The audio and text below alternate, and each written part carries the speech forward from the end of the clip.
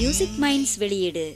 என்னாலுமே துதிப்பாய் என்னாத்துமாவே என்னாலுமே துதிப்பாய் இந்நாள் வரையிலே உன்னதனார் செய்த இந்நாள் வரையிலே உன்னதனார் செய்த எண்ணில்லா நன்மைகள் யாவும் மறவாது என்னாலுமே துதிப்பாய்.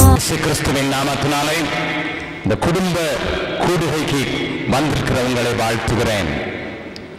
தேவனுடைய கிருபையினாலே குடும்பத்தை குறித்து அக்கறை கொண்டவர்களாக குடும்பத்தின் காரியங்களை தேவ வார்த்தையின் வெளிச்சத்திலே கண்டுகொள்ள வேண்டும் என்கிற துடிப்போடு கூட கூடி வந்திருக்கிற உங்களை தேவன் அதற்கு ஏற்றாற்போல் ஆசீர்வதிப்பாராக. I feel I am qualified to preach. நான் 30 வருடமாக திருமண வாழ்க்கையில ஈடுபட்டிருக்கிறபடினால் 5 குழந்தைகளுக்கு தகப்பனாக இருக்கிறபடினால நான் உங்கள் மத்தியில் இந்த ஆலோசனைகளை சொல்வதற்கு தகுதி பெற்றவன் என்று நான் நம்புகிறேன்.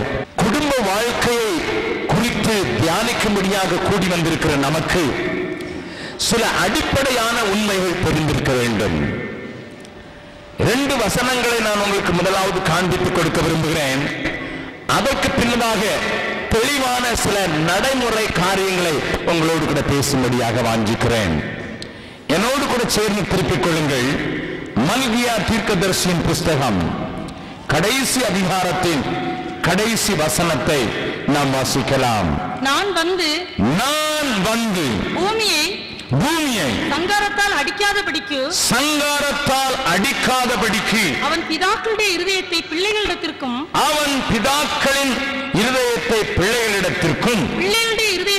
பிள்ளைகளுடைய இருதயத்தை அவர்கள் பிதாக்களிடத்திற்கும் திருப்புவான்.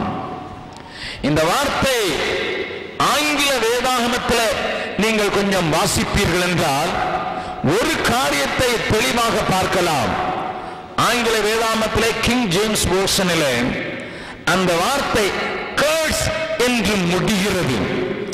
பூமியை சங்காரத்தால் அழிக்காதபடி என்கிற வார்த்தை ஆண்டவர் சாபத்தோடு கூட முடிக்காதபடிக்கு என்று சொல்லுகிற அந்த பதத்தோடு கூட முடிகிறது.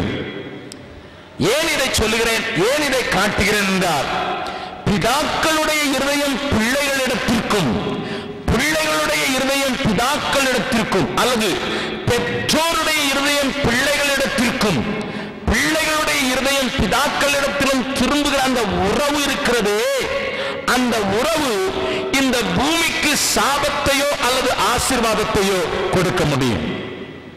God is very particular about it. தேவனாய கர்த்தரை குறித்து திட்டமாய் தெளிவாக இருக்கிறார் என்பதை நீங்கள் அறிய வேண்டும் என்பதற்காகத்தான் இந்த வசனத்தை வாசிக்கிறேன். உங்களுடைய குடும்பத்திலே இருக்கிற உறவு, பிள்ளைகளுக்கும் பெற்றோருக்கும் இருக்கிற உறவு, அது உங்களுடைய குடும்பத்தின் சாபத்திற்கும் ஆசீர்வாதத்திற்கும் மூல காரணம் மாத்திரமல்ல, முழு உலகத்திற்கும் மூல காரணம் என்பதை நீங்கள் புரிந்து கொள்ள வேண்டும்.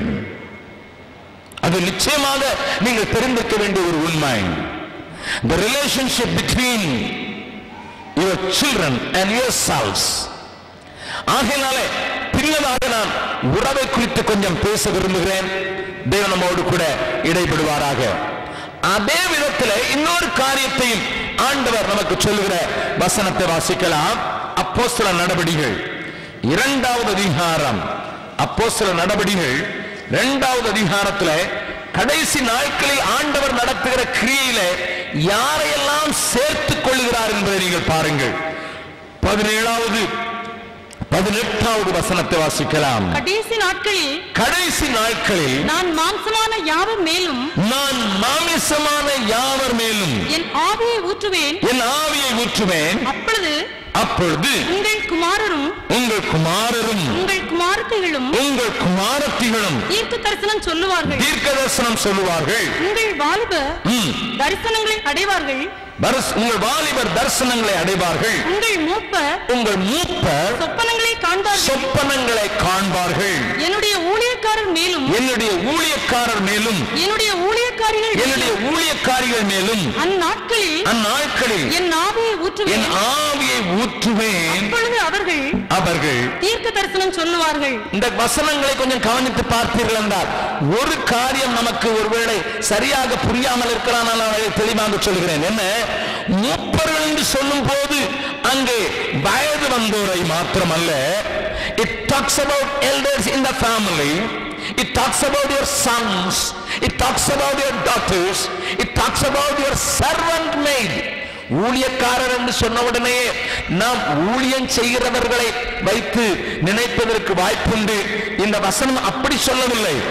உன்னுடைய வேலைக்காரர் மேலும் உன்னுடைய வேலைக்காரிகள் மேலும் என்று முழு குடும்பத்தையும் அடக்கி அங்கே ஒரு திட்டம் வைத்திருக்கிறேன் என்று ஆண்டவர் சொல்கிறார். In God's program the whole family comes under. தேவனுடைய திட்டத்திலே, தேவனுடைய காரியத்திலே முழு குடும்பம் அடக்கம் என்பதைத்தான் இந்த வசனம் சொல்லுகிறது. நன்றாக கவனியுங்கள். இது உலகம் எங்கிலும் நடக்கிற ஒரு காரியம் என்று ஆண்டவர் சொல்கிறார். உங்கள் குடும்பத்தில் மாத்திரமல்ல, என் குடும்பத்தில் மாத்திரமல்ல, உலகம் எங்கும் இந்த காரியத்தை ஆண்டவர் நடப்பிப்பதற்கு அவருடைய ஆவியை ஆண்டவர் ஊற்றி இந்த காரியத்தை செய்ய விரும்புகிறேன். ஆகையினாலே குடும்பங்கள் மேல் வருகிற சாபம் அது பூமிக்கு தாவாதபடிக்கு அதை அப்படியாக என் ஆவியினாலே மாற்ற விரும்புகிறேன் என்று தேவன் தம்முடைய திட்டத்தை இங்கே சொல்கிறார். அதைத்தான் ஏசாயா சொல்லும் போது சொல்கிறார், உன் சந்தானத்தின் மேலும் உன் சந்ததியின் மேலே என் ஆவியை ஊற்றுவேன். ஏன்? God includes even the grandchildren. உங்களுடைய பேர பிள்ளைகளையும் அதிலே சேர்த்துக் கொள்கிறார். இந்த ஆவியானுடைய அபிஷேகத்தினாலே குடும்பங்களில் இருக்கிற உறவுகளை சீர்படுத்தி இந்த பூமிக்கு ஆசீர்வாதத்தை தான் கொண்டு வர விரும்புகிறேன், சாபத்தை அல்ல என்று சொல்லுகிற அந்த காரியம் குடும்பத்தை குறித்து தேவன் வைத்திருக்கிற உன்னதமான நினைவு உங்களுக்கு காண்பித்துக் கொடுக்கிறது. அதற்காகத்தான் இதை காண்பித்தேன். இப்பொழுது நான் முதலாவது கணவன் மனைவி என்கிற நிலையில நாம் அறிய வேண்டிய சில அடிப்படை உண்மைகளை நான் உங்களுக்கு காண்பித்துக் கொடுக்க விரும்புகிறேன். The principle of joint together, unity. நீங்களும் இணைக்கப்படுகிறீர்களே, தேவன் இணைத்தார் என்று அன்றைக்கு ஆலயத்திலே நீங்கள் சாட்சி கொடுத்தீர்களே, அங்கே உங்களுக்கு சொல்லப்பட்டது, உங்கள் திருமண ஆராதனையில் என்ன சொல்லப்பட்டது? தேவன் இணைத்ததை மனுஷன் பிரிக்காதிருக்க கடவன் என்று அங்கே அறிக்கையாக உலகத்துக்கு சொல்லப்பட்டதே. அதனுடைய அடிப்படை தத்துவத்தை நீங்கள் புரிந்து கொள்ள வேண்டும். 3 காரியங்களை முதலாவது சொல்லிவிட்டு கொஞ்சம் உறவுக்குள்ளே போகிறேன். கணவன் மனைவிக்காக பேசுகிறேன். அதற்கு பிறகு பெற்றோருக்கும் பிள்ளைகளுக்கும் உள்ள உறவை பேசுகிறேன். அதற்கு பிறகு ஊழிய காரியங்களில் உள்ள காரியங்களுக்கு நான் எடுத்து செல்ல விரும்புகிறேன். God's principle என்ன? நம்மை இணைத்ததிலே we are united on a principle. நாம் தேவனுடைய ஒரு திட்டத்தின் கீழே இணைக்கப்பட்டிருக்கிறோம் என்பதை நீங்கள் புரிந்து கொள்ள வேண்டும். முதலாவது, ஆண்டவர் மனைவியாகிய ஏவாளை ஆதாமுக்கு உண்டாக்கும் போது நடந்த காரியத்தை கொஞ்சம் பாருங்கள். எந்த வார்த்தையை ஆண்டவர் உபயோகப்படுத்துகிறார் என்பதை நீங்கள் பார்க்க வேண்டும். ஆதியாகமம் 2வது அதிகாரம் 18வது வசனத்தை வாசிக்கலாம். பின்பு தேவனாகிய கர்த்தர் மனுஷன் தனிமையாய் இருப்பது நல்லது அல்ல, ஏற்ற துணையை அவனுக்கு உண்டாக்குவேன் என்றார். நல்லா கவனிங்க.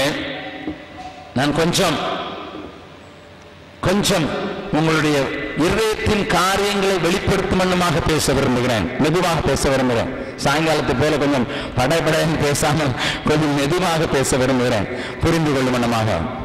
இந்த வார்த்தையை நீங்கள் தமிழ் வேதாமத்திலையும் ஆங்கில வேதாமத்திலையும் ஒற்று பார்த்தால் நிறையமான உண்மைகளை ஆண்டவர் தருகிறார். முதலாவது ஏற்ற துணை, அல்லது ஆங்கிலத்தில் சொல்ல வேண்டுமென்றால் ஹெல்ப்மேட். அது உறுதுணை என்று சொல்லப்படுகிற உதவியாள் என்று சொல்லப்பட்டிருக்கிறது. நன்றாக கவனிங்க. ஆண்டவர் தேவனுடைய பிரின்சிபிள்ல நீங்க கொஞ்சம் யோசித்து பாருங்க. ஆதாம் மிகுந்த ஞானவான். எப்படிப்பட்ட ஞானவான் தெரியுமா? அவனை உண்டாக்கின போது அவனுக்கு முன்னதாக மிருகங்களை பறவைகளை ஆண்டவர் கொண்டு வந்து நிறுத்தின போது ஒரு சலிப்பும் இல்லாமல் ஒரு தயக்கமும் இல்லாமல் எல்லாரோட தக்கதான ஞானம் உள்ளவன். He was such a wise man. அவ்வளவு ஞானத்தோடு கூட அவன் பேரிட முடியும். ஆனால் அவனுக்கு பெண் பார்க்கும் போது ஆண்டவர் அவனிடத்துல கன்சல்ட் பண்ணவே இல்லை. பண்ணாரா? பண்ணாரா சொல்லுங்க. இல்லவே இல்லை. எப்பா உனக்கு எப்படிப்பட்ட பொண்ணு வேணும்? அழகா இருக்கணுமா, கலரா இருக்கணுமா, ஒல்லியா இருக்கணுமா அப்படிங்கிற ஒரு கன்சல்டேஷன் இல்லை. நல்ல தூங்க தான் போட்டார். எனக்கு இது ஒரு பெரிய ஒரு அலர்ஜியை உண்டாக்கக்கூடிய ஒரு காரியம். நான் கேட்டிருக்கிறேன் இந்த பகுதியில் வாசிக்கும்போது, ஆண்டவரே எல்லாவற்றுக்கும் அதிகாரத்தை கொடுத்து அவனை உண்டாக்கிவிட்டு உம்முடைய சாயலாக உண்டாக்கிவிட்டு ஒரு சின்ன கொஸ்டின் கூட கேட்கலையே, உனக்கு எப்படிப்பா பொண்ணு பார்க்கணும்னு ஒரு காரியமும் கேட்காம நீர் கொண்டு வந்து நிறுத்தினீரே என்று நான் ஆண்டவரை கேட்டது உண்டு. ஆண்டவர் எனக்கு கொடுத்த வசனம் தான், அவனுக்கு ஏற்ற துணையைத்தான் உண்டாக்குவேன்னு நான் சொன்னேன், அவன் விருப்ப துணையை உண்டாக்குன்னு சொல்லல. ஹலோ, இங்க இருக்கிற எல்லா ஆண்களுக்கும் நான் சொல்லுவேன், இதயத்தின் ஆழத்திலிருந்து சொல்லுங்க, ஆண்டவர் எனக்கு ஏற்ற துணையை கொடுத்திருக்கிறார் சொல்லுங்களா? சிலருக்கு கொஞ்சம் கஷ்டம்தான். 2 பேரை சந்திச்சேன், தனித்தனியா சந்திச்சேன். அவங்ககிட்ட கேட்டேன், கல்யாணம் பண்ணி 3 வருஷம் ஆயிருந்தது. 3 வருஷத்துக்கு பிறகுதான் நான் பார்க்கிறேன், எப்படி பிரதர் இருக்கிறீங்கன்னு கேட்டேன். ஒரு பிசாசை கட்டி வச்சிருக்கு பிரதர், ஒரு பிசாசை கட்டி வச்சிருக்கு. கூட்டத்தில் முடிஞ்ச பிறகு முதல்ல அவரை பார்த்துட்டேன், முடிஞ்ச போது அந்த வீட்டுக்காரமா பார்த்தேன். என்ன சிஸ்டர் எப்படி இருக்கீங்க? 3 வருஷம் ஆச்சு உங்களை பார்த்து, எப்படி இருக்கீங்கன்னா ஒரு பேயோட குடியிருக்கிற பிரதர்.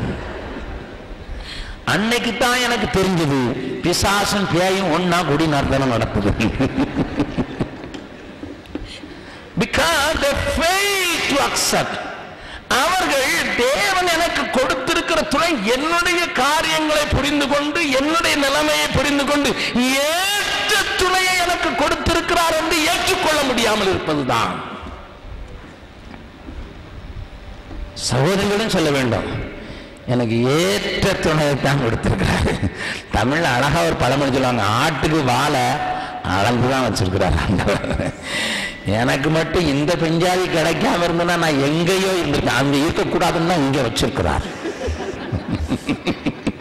இந்த பெஞ்சாதி கிடைக்காம வேற ஏதாவது கிடைச்சுன்னா எங்கேயோ போயிருக்கின்றத, நீ அங்க போகக்கூடாதுங்கிறதுல கத்த கவனமா இருந்து உனக்கு இந்த பெஞ்சாதியை கொடுத்திருக்கிறார். லிசன். ஆதாமுக்காக நான் ஆண்டவருக்கு நன்றி செலுத்துகிறேன். ஆதாமிடத்துல கன்சல்ட் பண்ணாத பெண்ணை கொண்டு வந்த போதிலும் கூட ஆதாம் அவளை ஏற்றுக்கொண்டது மாத்திரமல்ல, என் மாமிசத்துக்கு மாமிசமும் என் எலும்புக்கு எலும்புமானது அப்படியே அக்செப்ட் பண்ணி கொண்டான். இந்த சுவாபத்தை ஈசாக்கிலையும் பார்க்கலாம். ஈசாக்கை கூப்பிட்டு எலியேசர் இன்டர்வியூ வைத்ததாக வேதத்தில் இல்லை. ஆபிரகாம் தான் சொல்லுகிறான், நீ இப்போ தேவதூதனை ஆண்டவர் அனுப்புவார். என்னை அழைத்த தேவன் உண்மையுள்ளவர், என்னை தெரிந்து கொண்ட ஆண்டவர் உண்மையுள்ளவர். அவர் தேவதூதனை அனுப்புவார், அவருக்கு தெரியும் என் மகனுக்கு எப்படிப்பட்ட ஆள் வேணும் என்று, அவர் கொண்டு வருவார் என்று ஆபிரகாம் எலியேசரை அழைத்து அனுப்புகிறான். எலியேசரும் ஈசாக்கை பார்த்து பேசினதாக வேதத்தில் எங்கேயும் இல்லை. ஆணையிட்டு கொடுத்து போகிறான். போய் ரெபேக்காளை கொண்டு வருகிறான். கர்த்தருக்கு ஸ்தோத்திரம். ஈசாக்கு ஜெபிக்கிற வேளையில் தான் மனைவியை பார்த்து கொண்டான்.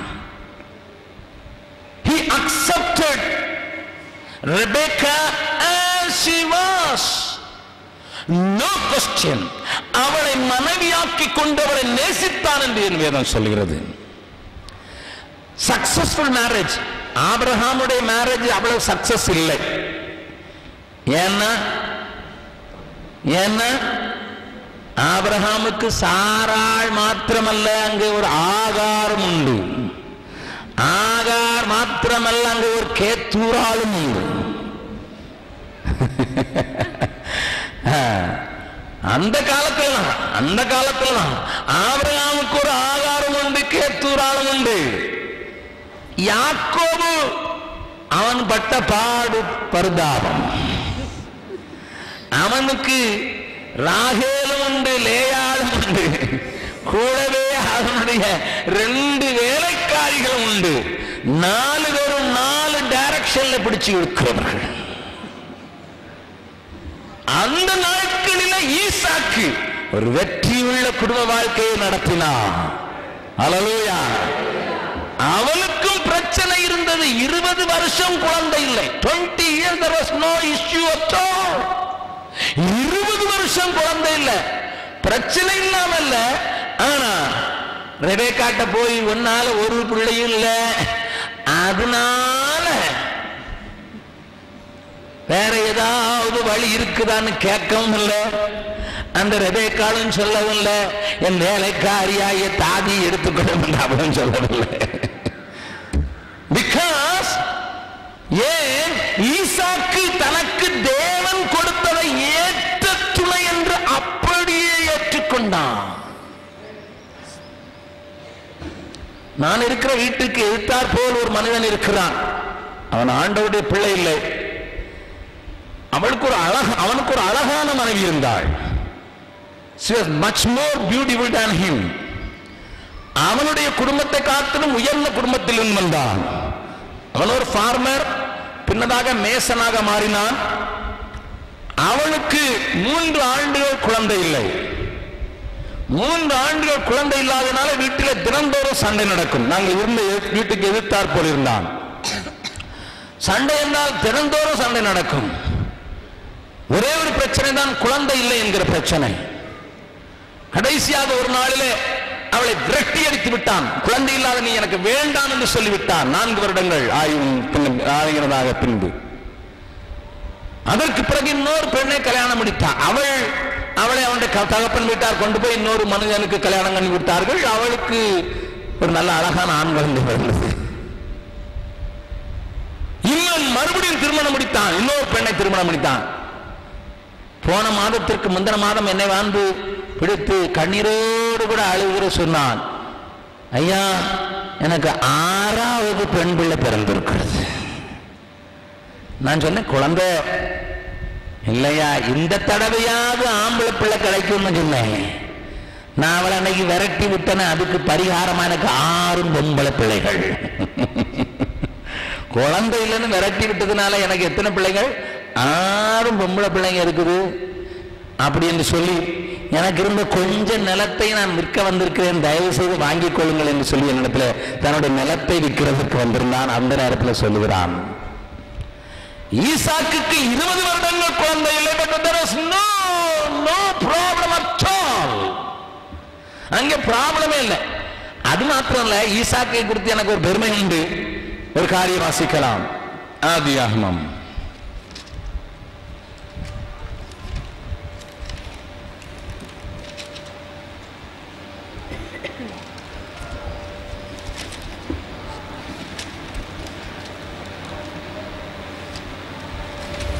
26வது அதிகாரம்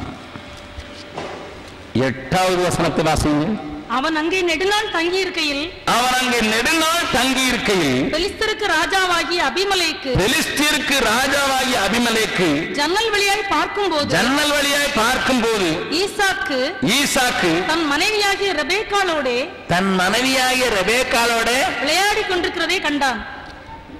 கண்ட உடனே அடுத்த வார்த்தை வசனம், அபிமெலேக்கு ஈசாக்கை அழைத்து அவள் உன் மனைவியா இருக்கிறாளே. நல்லா கவனிங்க. இப்ப என்ன சொல்லி வச்சிருந்தான்? சகோதரி என்று சொல்லி வைத்திருந்தான். பயந்து போய் இப்ப ஈசாக்குக்கு வயசு என்ன நினைக்கிறீங்க? ஹலோ சொல்லுங்க, நீங்களே கெஸ் பண்ணி சொல்லுங்க பார்க்கலாம். ஈசாக்குக்கு வயசு என்ன இருக்குன்னு நினைக்கிறீங்க? ஏசா யாக்கோபு பிறந்து விட்டார்கள். ஏசா யாக்கோபு 25வது வயசு அதிகாரத்தில் பிறந்து விட்டார்கள்.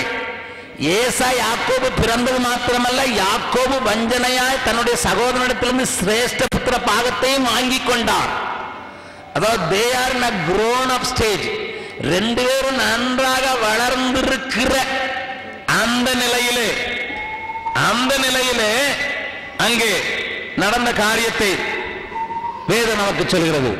யாரோட யார் விளையாடிக்கிட்டு இருக்கிறது சொல்லுங்க. ஈசாக்கு ரெபேக்காளோடு கூட விளையாடி கொண்டிருந்தான். என்ன விளையாட்டு விளையாடி கொண்டிருந்தாங்க? தாயம் போட்டுக் கொண்டிருந்தார்களா? இல்ல கார்ட்ஸ் விளையாடி கொண்டிருந்தார்களா? கவனிங்க, கொஞ்சம் குடும்ப குழுவதான், அதனால கொஞ்சம் வெக்கத்தை விட்டே நான் பேசுறேன்.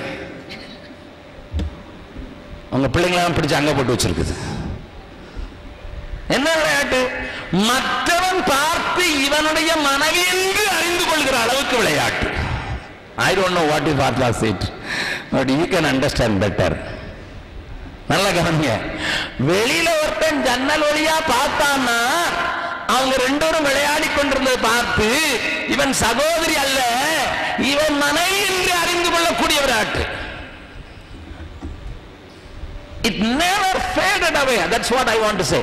பிள்ளை பிறந்த உடனே பெஞ்சாதி புருஷனை கவனிக்க மாட்டா. அது நம்முடைய ஊர்ல வழக்கம். நான் நல்லா கவனிங்க. எனக்கு அனாதை சாலைகள் வைக்க வேண்டும் என்கிற விருப்பம் இல்லாமல் இருந்தது. என் மனைவிதான் சொன்னால், நான் வெளியே போய் ஊழியம் செய்வதற்கு அநேக தடைகள் இருக்கிறது. ஒவ்வொருவரும் ஒவ்வொரு மொழி பேசுகிறார்கள். பெண்கள் வெளியே போவதற்கு பாதுகாப்பற்ற நிலை இருக்கிறது. ஆகினால் நான் வீட்டிலே இருந்து ஊழியம் செய்வதற்கு எனக்கு ஒரு அனாதை இல்லத்தை உண்டாக்கி தாருங்கள் என்று சொல்லி கேட்டாள். ஏனென்றால் அவள் அதற்கு முன்னதாக, திருமணத்துக்கு முன்னதாக அவள் அப்படியாக அனாதை இல்லத்தை பார்த்து கொண்டிருந்தால் அவள் ஒரு தரிசனமாயிருந்தது.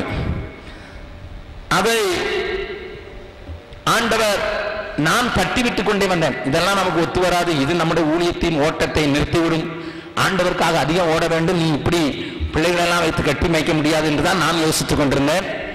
74 திருமணம் ஆயிற்று. 77 வரை சொல்லி பார்த்தால் அதுக்கு பிறகு விட்டுவிட்டார். 79வது வருடத்திலே என்னுடைய கூட்டத்துக்கு வந்திருந்த ஒருவர் என்னை வந்து பார் என்று சொல்லியிருந்தார். நான் அவரை பார்க்க போன போது அவர் சொன்னார், Jebakumar, I am so impressed with your ministry. உன்னுடைய ஊழியத்தில் நான் ரொம்பவும் கவர்ச்சியாக்கப்பட்டு விட்டேன். ஆகினால் ஒன்று செய்கிறேன், 50 பிள்ளைகளை கொண்ட ஒரு அனாதை இல்லத்தை நீ ஆரம்பிக்கலாம், நான் உதவி செய்கிறேன், பிள்ளைகளை தாங்குகிறேன் என்று சொன்னபோது நான் தலையை சொரிந்து கொண்டேன். சொன்னேன், எனக்கு அப்படிப்பட்ட ஒரு தரிசனம் இப்பொழுது இல்லை, அதை செய்தால் பாவம் ஆரமாக இருக்கும் என்று நினைக்கிறேன். ஆனால் நீங்கள் இப்படி சொல்லுகிறதுனால என் மனைவியினுடைய ஜெபத்தை ஆண்டவர் கேட்கிறார் போலும் என்று சொல்லி 50 தராதீர்கள், 15 தாருங்கள். Not 50 but 15.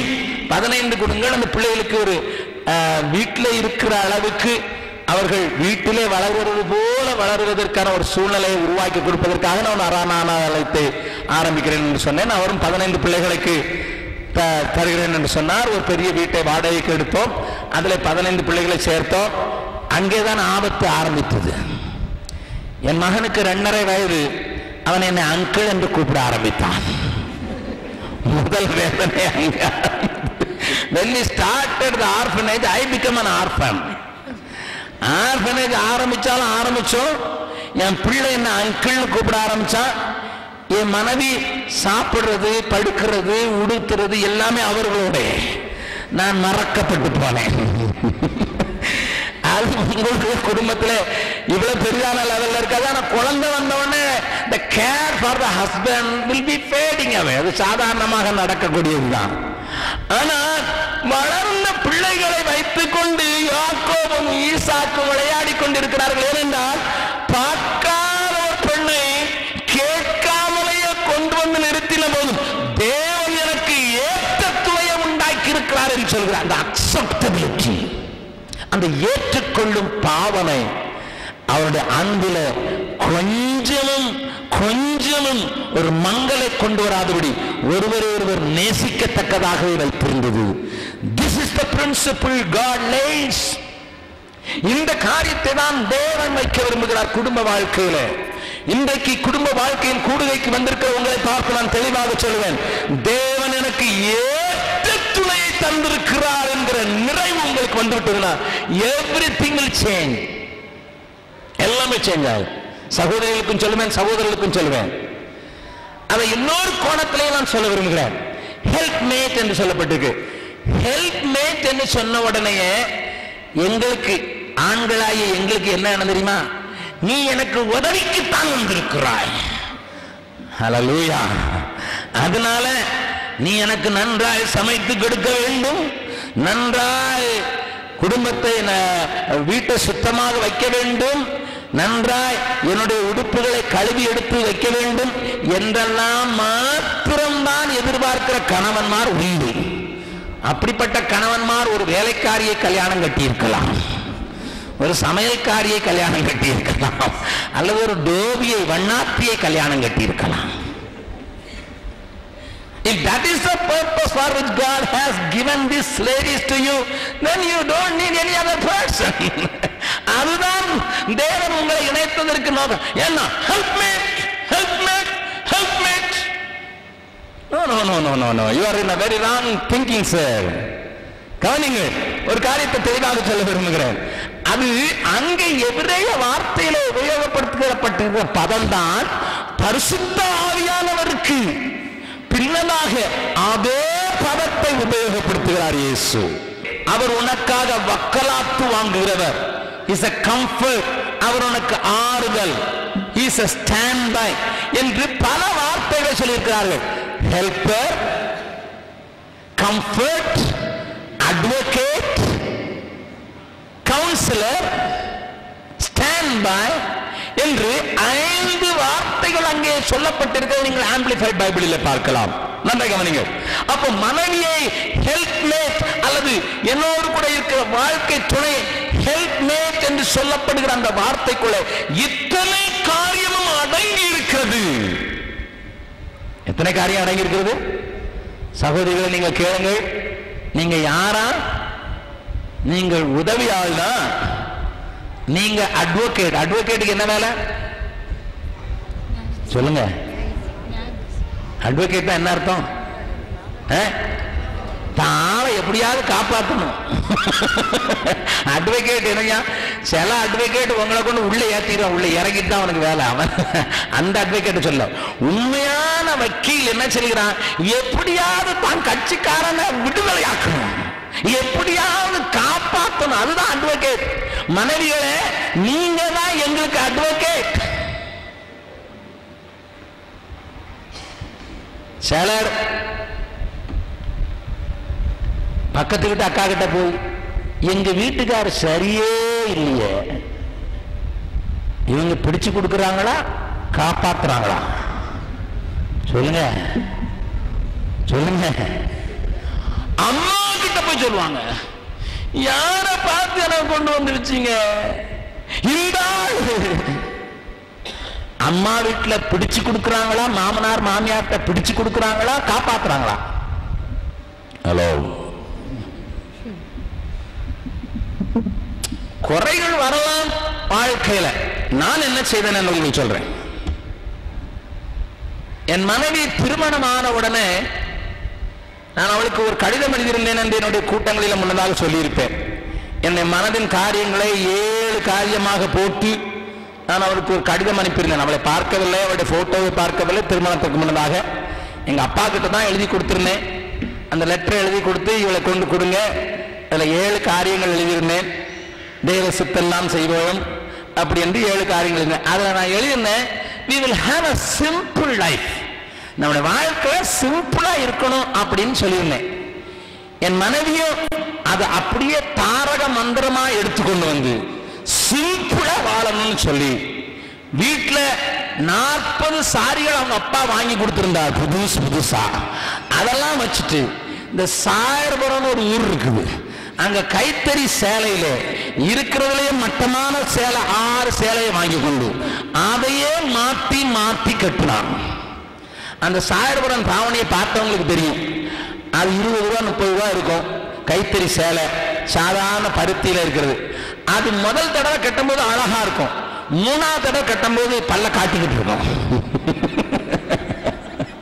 அதை போல ஒரு சேலையை பார்க்க முடியாதுங்கிற லெவல்ல இருக்கும். என் மனைவி என்னுடைய சிம்பிளிசிட்டியை அக்செப்ட் பண்ணினா சாதுவாதான் இருந்தேன். ஆனா அவ சிம்பிளா வாழணும்னு சொல்லி இந்த தாவணியை அவளை பார்த்தா வேலைக்காரி மாதிரி தான் இருக்கும், ஒரு ஊழியக்காரி மாதிரி இருக்காது. வீட்டுக்காரவங்களாம் ஒரு மாதிரி அவளை பார்ப்பாங்க, என்னைய பார்ப்பாங்க. எனக்கு அவ வீட்டுல பெட்டி நிறைய சேலையை அப்பா வாங்கி கொடுத்திருந்தாரு. நான் ஒரு சாரி இன்னைக்கு வரைக்கும் வாங்கி கொடுக்கல, ஐம் சாரி அபவுட் இட். ஆனா பெட்டி நிறைய சாரி வச்சிருந்தாலும் இவ இந்த பழைய தாவணிய பழைய அது பல்ல காட்டிக்கிறது. அது அப்பெல்லாம் தோய்த்து அது அயன் பண்ணி கட்டினாலும் அது அப்படித்தான் இருக்கும். அதை கட்டிக்கிட்டு வரும்போது எனக்கு ரொம்ப கஷ்டமா இருக்கு. 1 மாசம் 2 மாசம் மூச்சு பிடிச்சு 6 மாசம் பார்த்துட்டேன், இனிமே தாங்கல. நான் யார்கிட்ட போய் கம்ப்ளைண்ட் பண்ணிருப்பேன்னு தெரியுமா? நீங்கள் தான் என்ன செய்வீங்க பிரதர்ஸ்? நீங்க என்ன செய்வீங்க? உங்க அம்மா கிட்ட சொல்லி கொஞ்சம் ஆள்கிட்ட சொல்லி வைங்க, வந்த மருமகள் சரியில்லைன்ட்டு. அப்படித்தானே சொல்லுவீங்க.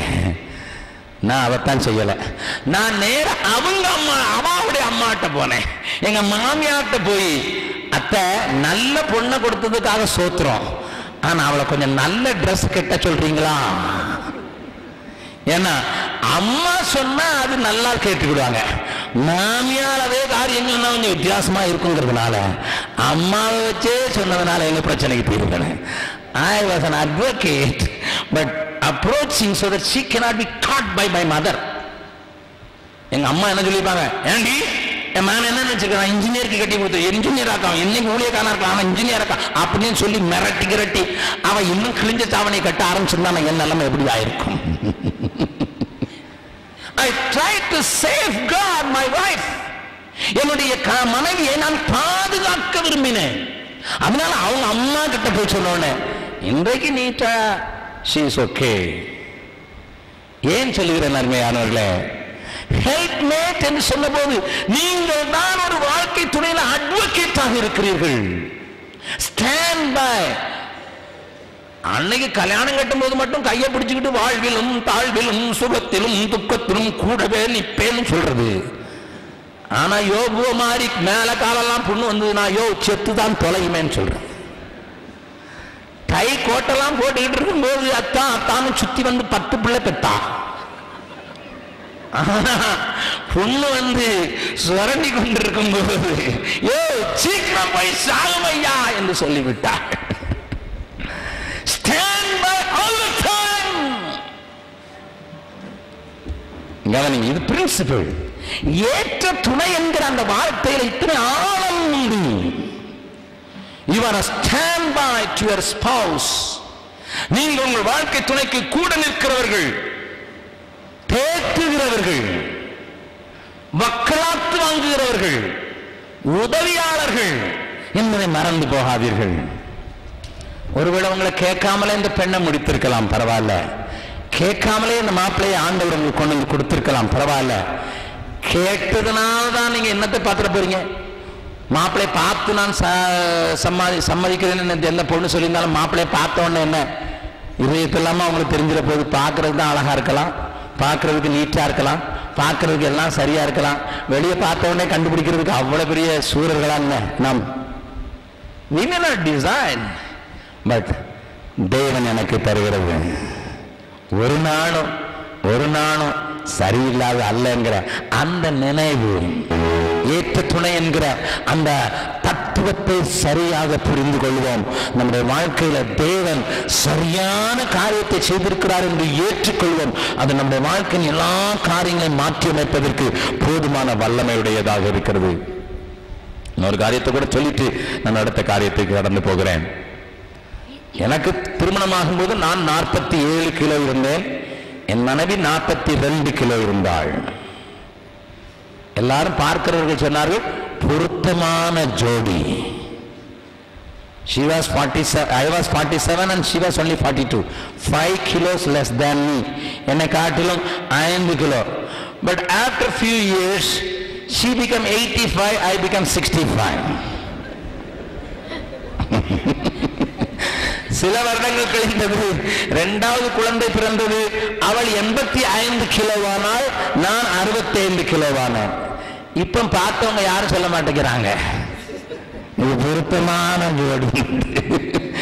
என்னன்னு அக்காவுக்கு நிறைய சாப்பாடு போட்டீங்களா அப்படிதான் கேட்கிறாங்க. காலங்கள் கடந்த உடனே ஏற்ற துணை மாறவில்லை, அது ஏற்ற துணை தான். நல்லா கவனிங்க, காலங்கள் கடந்த போது ஏற்ற துணை என்கிற வார்த்தையில மாற்றமில்லை. அது எத்தனை ஆண்டுகள் ஆனாலும் மாற்றமில்லை. Please understand this.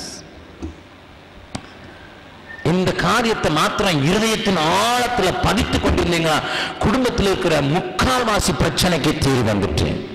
God has given me the right husband. God has given me the right wife. Whatever may be the condition, I will be happy with that because it was given by God. என்கிற திருப்தி வந்த உடனே உங்களுடைய Outlook, உங்களுடைய approach எல்லாமே மாறிவிடும். உங்களுடைய attitude எல்லாமே மாறிவிடும். உங்களோடு அவளோடு கூட இருக்கிற பாவனைகள், அவளோடு கூட இருக்கிற உறவுகள், அவளோடு கூட இருக்கிற காரியங்கள் எல்லாம் மாறிவிடும். அருமையான தேவனுடைய பிள்ளைகளே, இதை நீங்கள் புரிந்து கொள்ளாத போது உங்கள் பிள்ளைகளுக்கு புரிய வைக்கவே முடியாது. உங்கள் பிள்ளைகளின் முன்னதாக உங்கள் கணவனை குறித்தோ, உங்கள் பிள்ளைகளின் முன்னதாக உங்கள் மனைவியை குறித்தோ நீங்கள் குறை சொல்லிக் கொண்டே இருங்கள். உங்கள் பிள்ளைகளுக்கு ஒரு காலமும் அப்பாவை குறித்தோ அம்மாவை குறித்தோ ஒரு நல்ல எண்ணமும் இருக்காது. எனக்கு ஒரு குடும்பத்தை தெரியும். அந்த மனிதன் பயங்கரமான குடிகாரர். வந்து மனைவியின் பிள்ளைகளை அடிப்பார். ஒரு நாளில 4 வயது பிள்ளை கேட்கிறாள். என்ன கேட்கிறார்? அம்மா, இப்படிப்பட்ட ஒரு மனுஷனை கல்யாணம் கட்டி அவருக்கு வாழ்ந்து நீங்க என்னையும் பெற்றது மாத்திரமல்லாம இப்படியே நம்ம இருக்கணுமா? செத்து போயிடலாமா? செத்து போயிடலாம். அந்த தாய்க்கு 2 பிள்ளைகள். மூத்த பிள்ளை ஆண் பிள்ளை 6 வயது, 2வது 4 வயது பிள்ளை. 4 வயது பிள்ளை துடுக்கு துடுக்கு பேசுவான். அவள் சொல்கிறார், இந்த அப்பா தான் குடிச்சிட்டு வந்து அடிக்கிறாரு. அப்ப அந்த அம்மா என்ன சொல்லியிருப்பாங்க தெரியுமா? என்ன சொன்னாங்க தெரியுமா? தேவனுடைய பிள்ளை. அந்த பிள்ளை என்ன சொன்னது தெரியுமா? அந்த சகோதரி என்ன சொன்னா தெரியுமா? அம்மா, அப்பா அடிக்கும்போது அடிக்கிறாரு, நீ கடைக்கெல்லாம் கூட்டிட்டு போய் நீ போட்டிருக்க ட்ரெஸ் அவர் தானடி வாங்கி கொடுத்தாரு. ஆமாம்மா, அதெல்லாம் நல்லதான் செய்யறாரு. போன கிறிஸ்துமஸ்க்கு உனக்கு என்னடி செய்தாரு? எனக்கு நல்லதெல்லாம் வாங்கி கொடுத்தாரு, பெரிய கேக் வாங்கி கொடுத்தாரு. அதெல்லாம் செய்யற அந்த அப்பா கிட்ட ஒரு சின்ன பழக்கம் இருக்குடா, அதை நீ நினைச்சு அதுலயே இருக்கக்கூடாதுமா, அதெல்லாம் சரியா போயிருண்டா அப்படின்னு சொன்னதை என் காதுகளினால கேட்டு இருக்கிறேன். சகோதரியை கூப்பிட்டு நான் கேட்டேன், எப்படி அம்மா இந்த வார்த்தையை நீங்க சொல்ல முடிஞ்சது? அவங்க எனக்கு காண்பித்த வசனம் இதுதான், ஏற்ற துணையை உண்டாக்குவேன் என்று தானே சொன்னார். எனக்கு இது ஏற்ற பாதை என்று என்னை ஆண்டவர் அறிந்திருக்கிறார். நான் போகும் வழியை அவர் அறிவார், என்னுடைய காரியங்களை அவர் அறிவார். நான் கண்ணீர் விட்டுக் கொண்டிருக்கவில்லை. என் ஆண்டவர் ஒரு நாளில் இதை சரி செய்வார் என்ற நம்பிக்கையா இருக்கிறேன். 2 ஆண்டுகளிலே அந்த மனிதன் இன்றைக்கு ஊழியக்காரனாக மாறி வேலையும் செய்து கொண்டு ஊழியம் செய்கிற நல்ல மனிதனாக மாத்திரமல்ல, அநேக குடும்பங்களை கட்டுவிக்கிற மனிதனாக இன்றைக்கு ஆண்டவர் மாற்றிவிட்டார். ஹல்லேலூயா. இது ஜஸ்ட் பிகாஸ் அந்த சகோதரனை பார்த்து பேசினேன், brother, you are a transformed man, மாற்றப்பட்ட மறுரூபமாக்கப்பட்ட மனுஷனாக இருக்கிறீர்கள் என்று கேட்டபோது அவருக்கு சொன்னார், just because of the behaviour of my wife. என் மனைவியினுடைய பிஹேவியர் பிரதர், பிஹேவியர். என் பிள்ளைங்களுக்கு என்ன ஒரு நாளும் என்னோட பிள்ளைங்களுக்கு என்னை காட்டி கொடுத்ததே இல்லை, என்னை காட்டி கொடுத்ததே இல்லை. என் பிள்ளைகள் மேல என்னை குறித்து தவறான எண்ணம் வரக்கூடாது என்பதில் கவனமாயிருந்தார். She was careful, very careful. சகோதரிமாரே அல்லது கணவன்மாரே, நன்றாக அறிந்து கொள்ளுங்கள். ஏற்ற துணை என்கிற அந்த வார்த்தையின் ஆழத்தை நீங்கள் புரிந்து கொண்டால் உங்கள் வாழ்க்கையினுடைய கோணங்கள் எல்லாம் மாறிவிடும் என்பதை நாம் திட்டமாய் தீர்க்கமாய் அநேக உதாரணங்களோடு கூட சொல்லிக்கொண்டே இருக்க முடியும். கர்த்தர் உங்களோடு கூட பேசுகிறார். The principle in which God has united us. தேவன் நம்மை ஒரு தெளிவான ஒரு தத்துவத்தின் அடிப்படையில் தான் இணைத்திருக்கிறார். எல்லாரும் வலது கையை உயர்த்தி 1 நிமிடம் ஜெபம் பண்ண முடியாது நான் கேட்கிறேன். இதயத்தின் ஆழத்தில் உங்களுக்கு காயங்கள் உண்டு. இங்கே சிலருக்கு காயங்கள் உண்டு. தன்னுடைய கணவனை குறித்து கசப்பு உள்ளவர்கள் இங்கே இருக்கிறீர்கள். மனைவியை குறித்து வேதனை உள்ளவர்கள் இங்கே இருக்கிறீர்கள். நான் சொல்லுவதை கேட்க மாட்டேன் என்கிறாளே, அதனால எங்களுக்கு போராட்டம் வருகிறது, சண்டை வருகிறது என்று சொல்வர்கள் இங்கே இருக்கிறீர்கள். சிலர் பிடிவாதமான மனைவியை கொண்டவர்களாக இங்கே இருந்து உங்கள் இதயத்தில் போராடி கொண்டிருக்கிறீர்கள். இங்கே இருக்கிற சிலர் தன்னுடைய வாழ்க்கையின் கசப்பை அவ்வப்போது வெளிப்படுத்தக்கூடியவர்களாக இருக்கிறீர்கள். எல்லாரும் வாயத்திறந்து என்னோடு கூட சேர்ந்து ஜெபிக்க போகிறீர்கள். உனக்கு சோத்திரம் ஆண்டவரே, உனக்கு நன்றி ஆண்டவரே. ஆண்டவருக்கு இதயத்தின் ஆழத்திலிருந்து நன்றி சொல்லுங்கள், நன்றி சொல்லுங்கள், நன்றி சொல்லுங்கள், நன்றி சொல்லுங்கள், நன்றி சொல்லுங்கள். ஆண்டவர் உங்களுக்கு தந்த நல்ல நல்ல ஏற்ற துணை, நல்ல துணை இல்லாமல் இருக்கலாம், ஆனால் ஏற்ற துணை என்று சொல்லி ஏற்ற துணை தந்தீங்க சுவாமி. நீங்க ஏற்ற துணை தந்தீங்க. நீங்க சொல்ல சொல்ல அபிஷேகம் இறங்கும். நீங்க சொல்ல சொல்ல அந்த கட்டுகள் முறியும். நீங்கள் சொல்ல சொல்ல உங்கள் குடும்பத்தில் இருக்கிற ஒரு பெரிய கட்டு முயந்து ஒரு பெரிய சாபம் அகழ்வதை நீங்கள் உணரப் போகிறீர்கள். தேவனுடைய கரம் அதை செய்கிறதை பார்க்கிறேன். ஒரு பெரிய அபிஷேகம் இந்த நேரத்தில் குடும்பங்களில் இறங்கி வருவதற்கு உங்களுடைய அறிக்கை, உங்களுடைய வாயின் அறிக்கையை செய்து இந்த காரியத்தை சாதிக்கிறதை பார்க்கிறேன். Thank you Lord. Thank you Lord Jesus. Hallelujah. இரண்டாவதாக, we are united with a purpose. நாம் இணைக்கப்பட்டதற்கு ஒரு நோக்கம் உண்டு. We are united on a principle, but then we are united with a purpose. ஒரு நோக்கத்தோடு தேவன் என்னை இணைத்திருக்கிறார். இதை அறியாததனால் தான் அநேகர் இன்றைக்கு வாழ்க்கையில் தடுமாடுகிறார்கள்.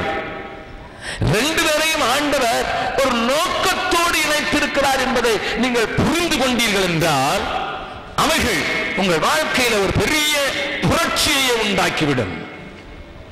ஏதோ நாங்கள் இரண்டு பேரும் இணைக்கப்பட்டிருக்கிறோம், குடும்பமாக்கப்பட்டிருக்கிறோம், பிள்ளைகளை பெற்றிருக்கிறோம், வாழ்ந்து விட்டோம் என்பது அல்லவே அல்ல. கர்த்தர் உங்களையும் என்னையும் ஒரு நோக்கத்தோடு தான் குடும்பமாக்கினார். அது அவருடைய சித்தத்திலே, திட்டத்திலே இருந்தது. நான் அடிக்கடி சொல்லுகிற ஒரு காரியத்தை இங்கே சொல்லுவது நலம் என்று நினைக்கிறேன். சிடி ஸ்டட் என்று சொல்லப்படுகிற ஒரு கிரிக்கெட் வீரர் இருந்தார்.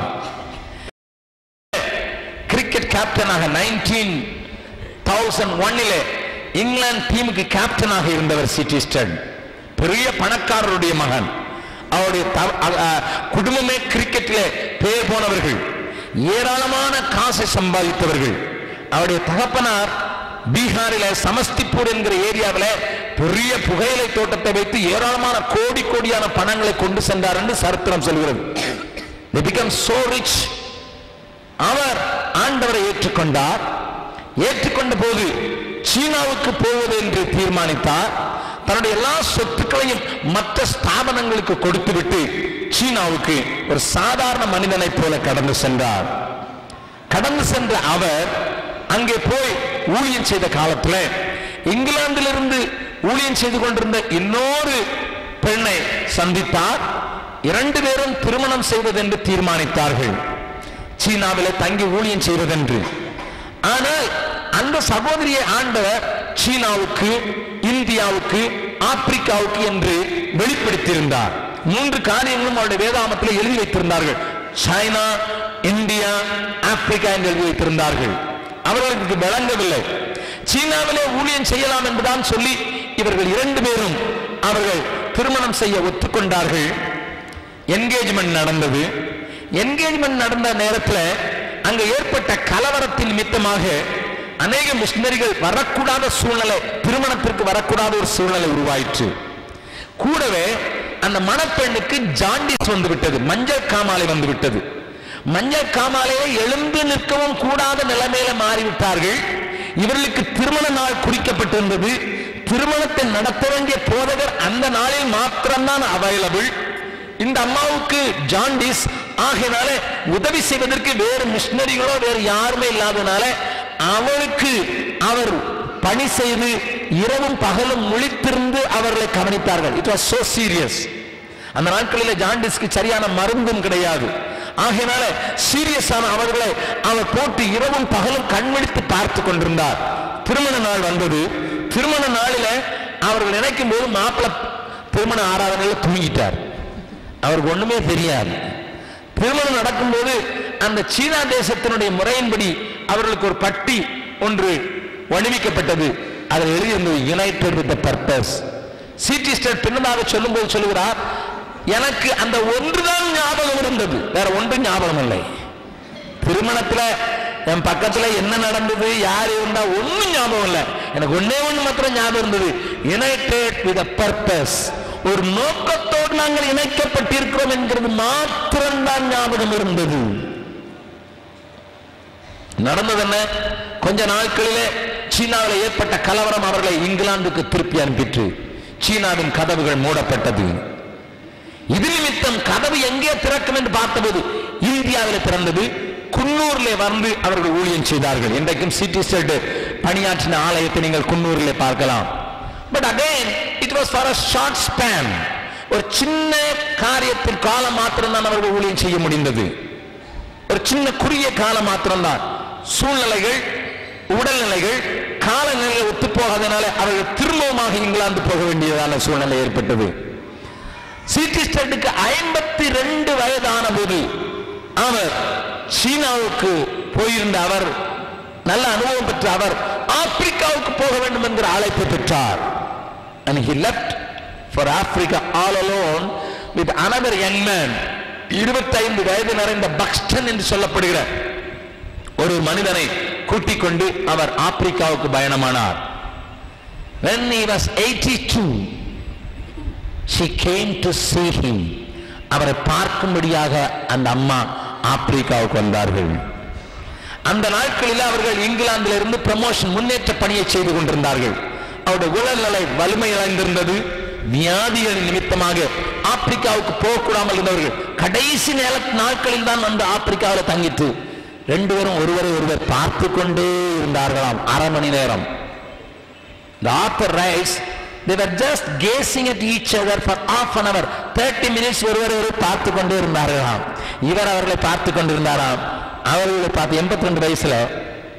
அப்போ சிட்டி ஸ்டேட் சொன்னாராம், we are united with the purpose. More than 50 years, 50 வருடங்களுக்கு பின்பு அந்த வார்த்தை சொன்னபோது அந்த அம்மா கண்களில் கண்கள் நீர் ஓடிட்டு, அவர் ஆப்பிரிக்காவில் ஊழியம் செய்வதற்கு காரணமாக முன்னேற்ற பணிகளை செய்து பணத்தை ரைஸ் பண்ணி இங்கிலாந்திலிருந்து பல லட்சங்களை அனுப்பி பெறுவதற்கு தேவன் அந்த அம்மாவை உபயோகப்படுத்தினார்.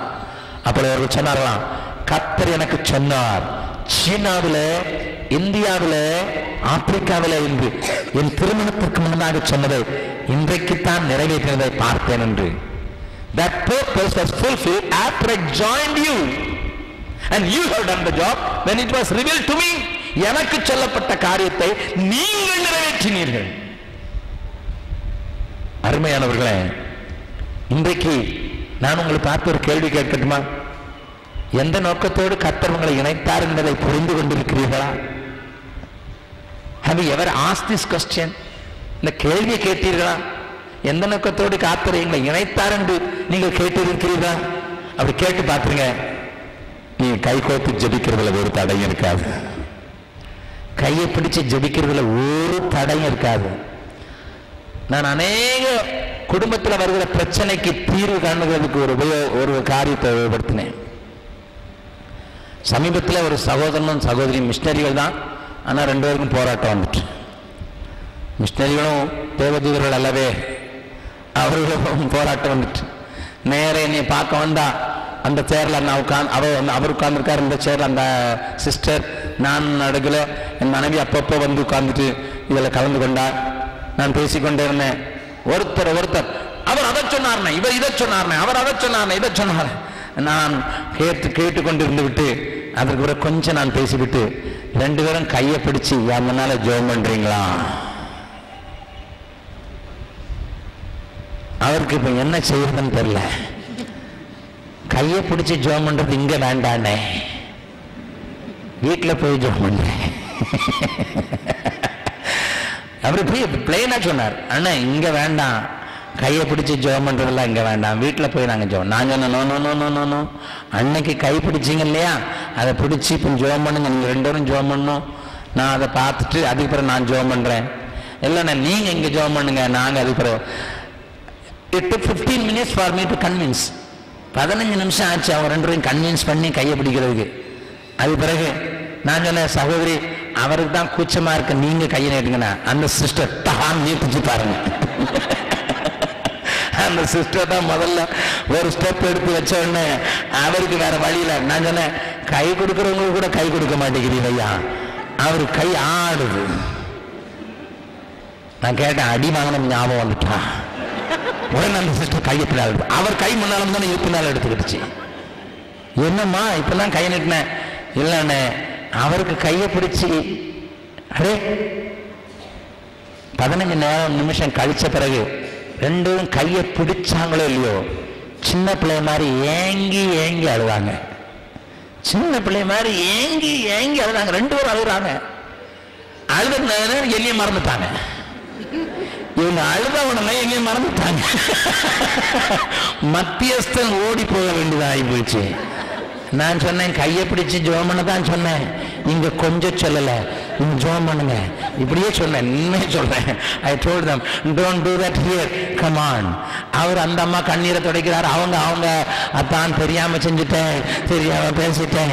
அங்க நடந்த காரியத்தை எந்த சினிமால நீங்க பார்க்க முடியாது.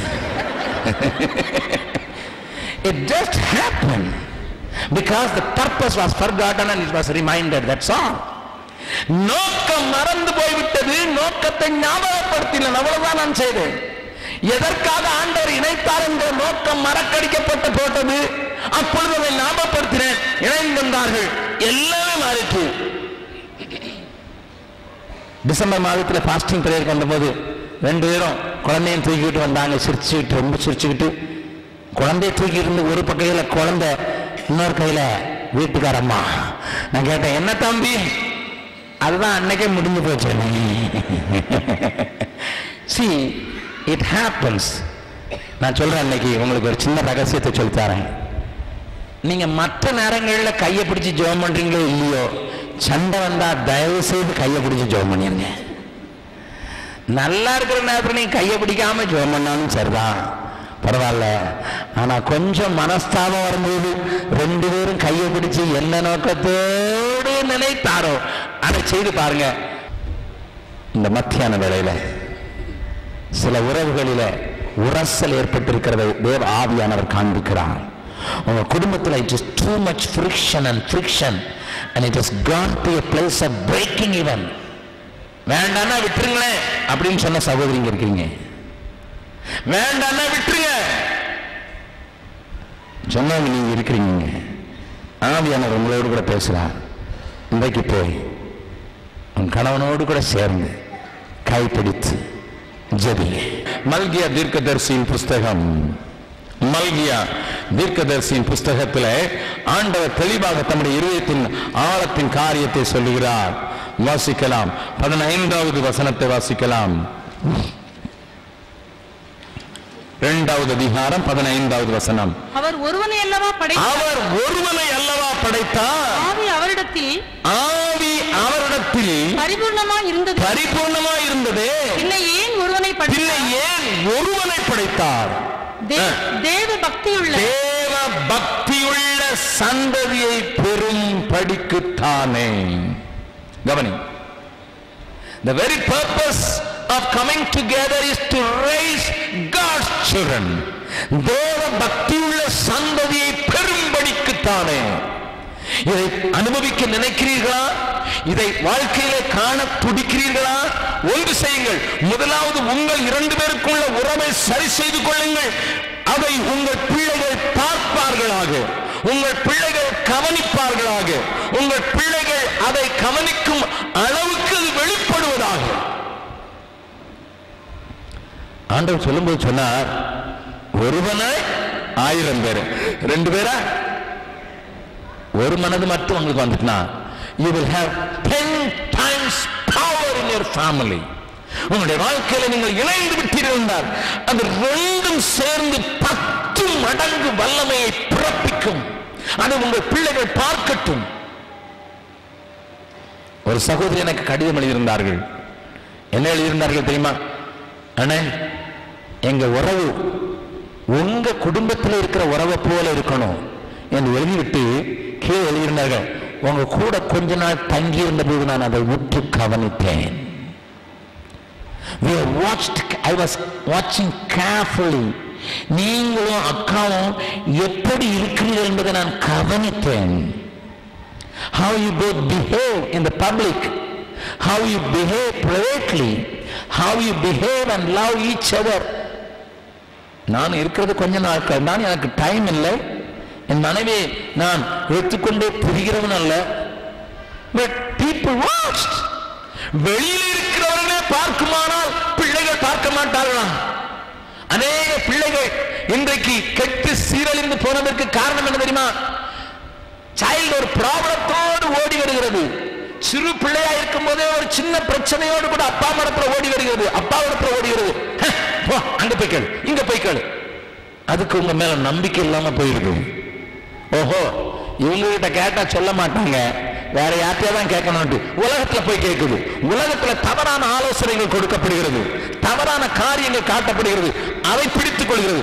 அதற்கு பிறகு உங்களுடைய காரியத்திற்கும் அதனுடைய காரியத்துக்கும் உரசல் உண்டாகி விடுகிறது. ஏனென்றால் நீங்கள் தான் தள்ளிவிட்டு விட்டீர்கள். You be a friend to your children. உங்களுடைய பிள்ளைக்கு நண்பனாக இருங்கள். உங்கள் பிள்ளை உங்களிடத்தில் மனம் விட்டு பேசட்டும். உங்கள் பிள்ளை மனதில் இருக்கிற போராட்டத்தை உங்களுக்கு சொல்லட்டும். உங்களுக்கு அவளுக்குள்ள எழும்புகிற, அவளில எழும்புகிற, அவனில எழும்புகிற காரியத்தை உங்களிடத்தில் பகிர்ந்து கொள்வதற்கு நடுங்க கூடாது. அது திறந்த உளமாக இருப்பதற்கு கூடி வந்து ஜெபியுங்கள், குடும்ப ஜெபம் பண்ணுங்கள், குடும்பமாக கூடி வாருங்கள், குடும்பத்தில் உட்கார்ந்து பேசுங்கள். கடந்த கிறிஸ்துமஸ் டைம்ல என்னுடைய பிள்ளைகள் எல்லாரும் வந்திருந்தார்கள், மூத்தவனை தவிர. 31ஆம் தேதி ராத்திரி 10 மணிக்கு எங்களுக்கு ஆராதனை.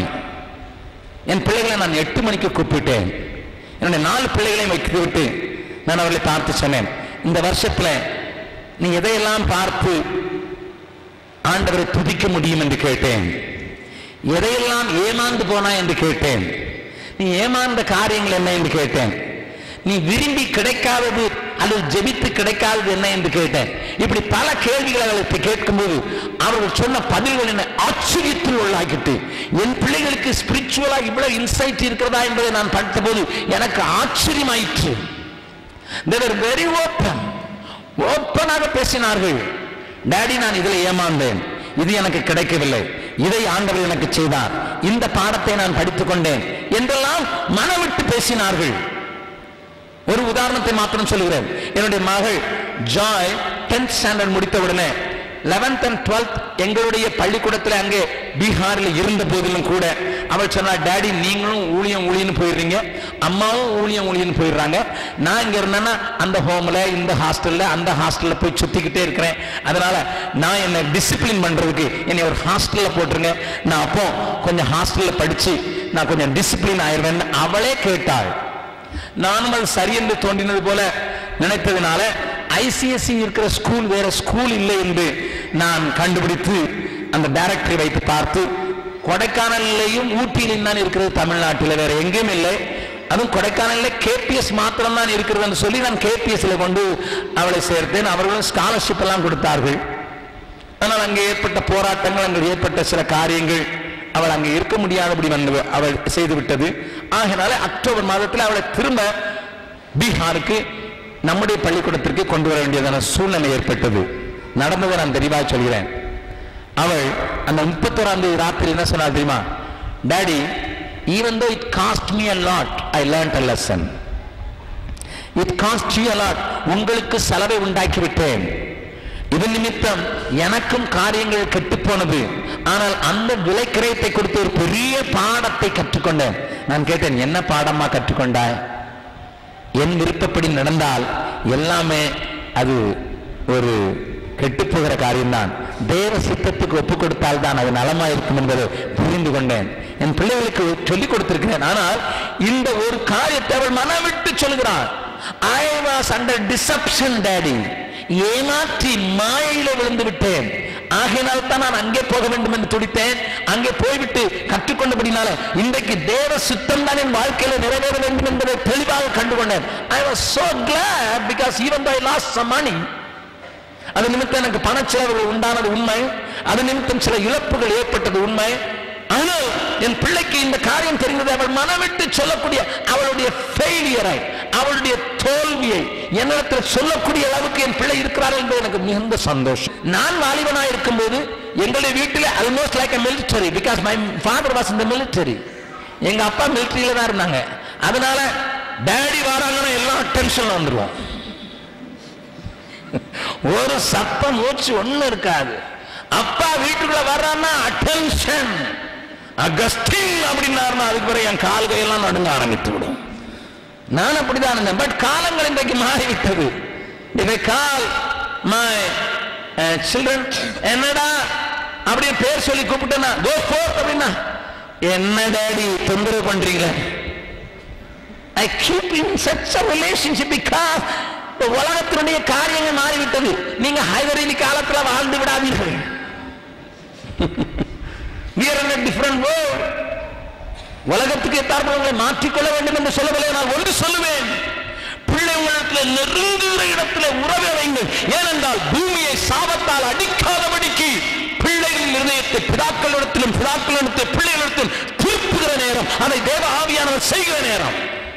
அதை தேவ ஆவியானவர் தான் செய்ய முடியும், நீங்க செய்ய முடியாது. You cannot change your child, only the Spirit of God.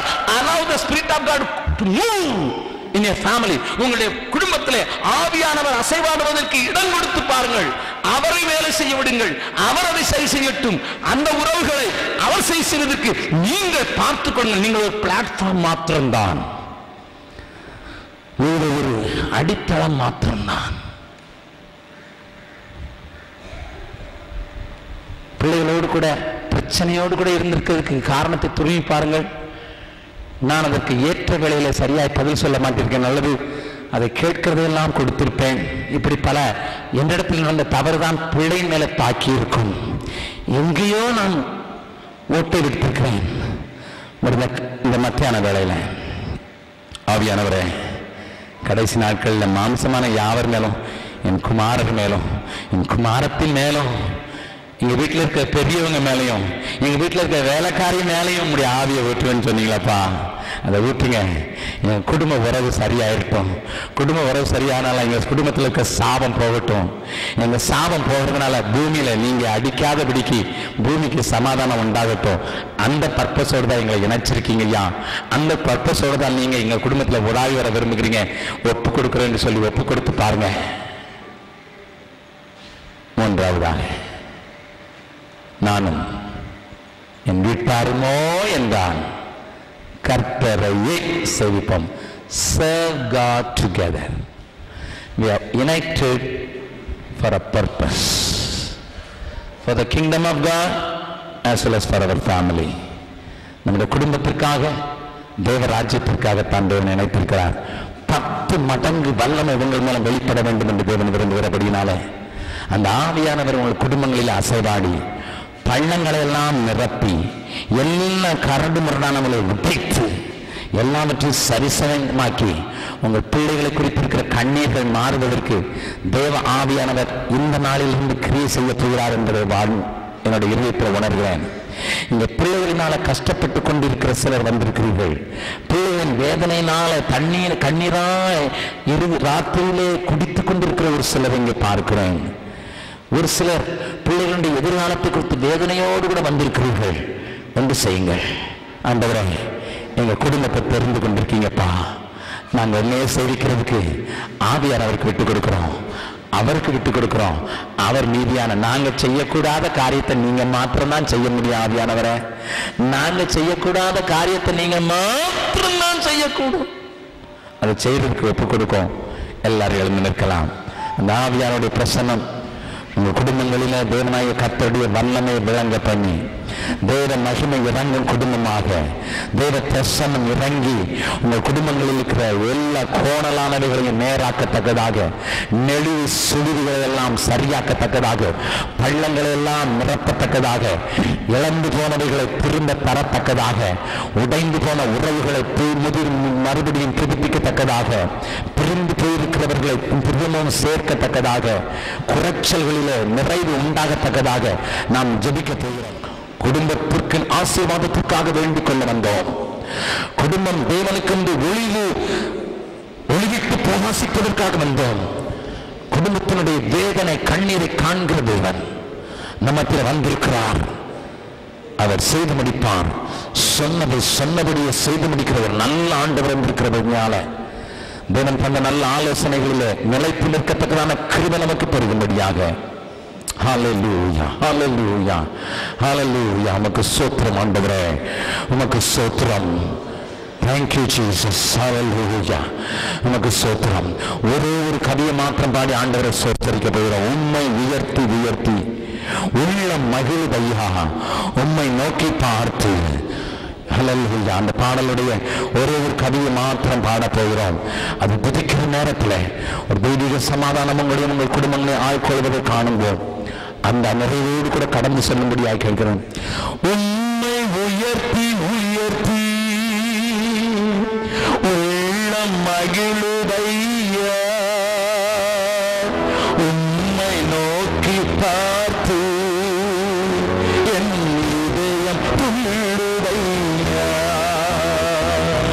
உம்மை உயர்த்தி உயர்த்தி உள்ள மகிழுதையா